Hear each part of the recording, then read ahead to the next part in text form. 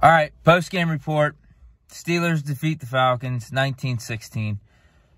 Honestly, right now, I think I'm more pissed about the Ravens somehow lucking themselves to beat the Broncos 10-9 than I am happy about the Steelers win, especially with how we won. It was kind of the same way against the Colts.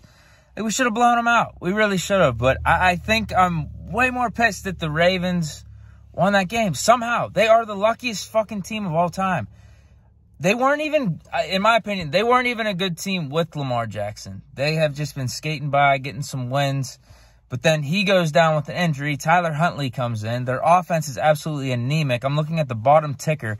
They have 3 points the whole game, but Russell Wilson and the Broncos can't come through. Of course they can't, because that's the shit they've been doing all year, and the Ravens are able to luck a win together. And somehow I look at the standings, and the Ravens are 8-4 right now. They are not an 8-4 team. That's the unfortunate part. Even with us winning, we do have to do some scoreboard watching because we fucked ourselves over with the Patriots, the Jets, and the Dolphins losses. Right there, just those 3 games, if we win them, what's our record right now? 8-4. We are an 8-4 team.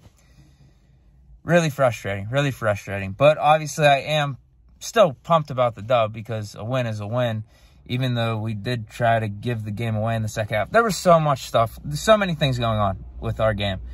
Tale of two halves, really. Because the first half, I'm loving what the offense is doing. Even though still our red zone offense is anemic right now. We are moving the ball at such a great clip. It seems like every time we get the ball on offense, we're moving it, stringing together drives. I have confidence in Pickett on third downs.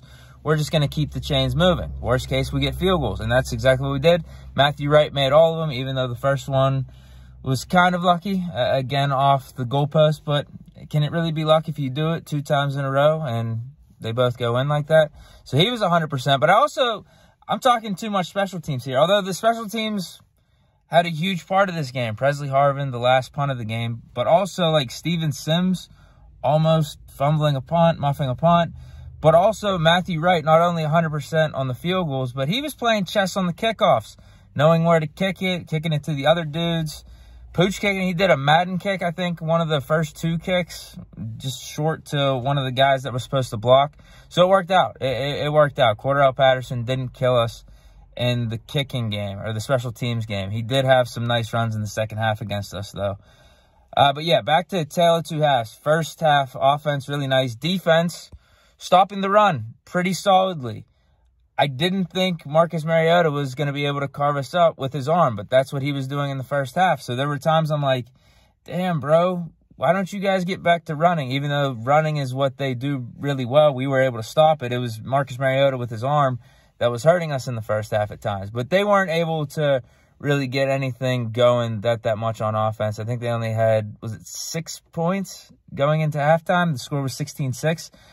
But another reason I was liking the offense was just the play calling, the flow. We were running the ball. Like, Pickett looked solid, but he did miss some throws. I'm not going to lie. He didn't have his best game today, but he didn't have his worst. I don't think he was, like, that bad or anything. I just thought he was good, like above average all the way through, enough to get the win. But, man, Najee, Benny Snow, you got to shout those dudes out. But, again, with the play calling, with the flow of the offense, you got to give Matt Canada credit, and that's what I tweeted in the first half. Like, dude, can we give the man credit? We got 16 points. If we double that, that's 32 points for the game. And those 16 points weren't his fault. It should have been probably 20-plus had it not been for Pickett overthrowing, Muth on the 1 touchdown, Deontay dropping the ball. Like, we could have had more points in the first half. So Matt Canada was doing something right. But then the second half happened. And all of a sudden, there's a bunch of talk about Pickens not getting the ball.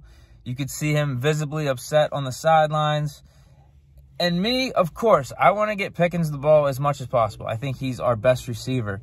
But at the same time, at one point in the second half, I think it was in the third quarter, our offense had 310 total yards. Our problem wasn't a not getting Pickens the ball problem. It was just scoring in the red zone. That was it, because our offense was really clicking. I love what we were doing with the running game.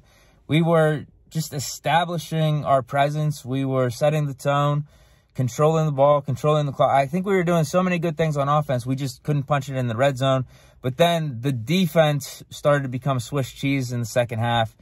And it felt like, okay, we are going to have to start putting up some points here, like some serious points if we're going to let the Falcons score that easily. But ultimately, the defense is what we trusted in to win the game, because we had that third and 5. We did a PA boot and just let Pickett run. We didn't give him any real opportunity to pass it. I'm like, what the fuck are we doing? Can we at least give him a chance to try to convert this third down with his arm?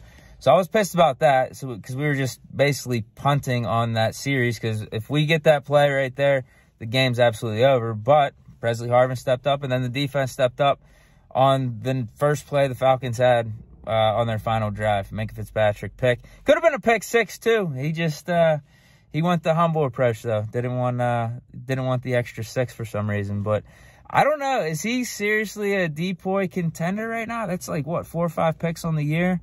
One of them was a pick 6. This one was in a critical point of the game as well. He was making tackles too, all over the place. Shout out to Connor Hayward. Shout out to Cam Hayward. He had a sack in the game too.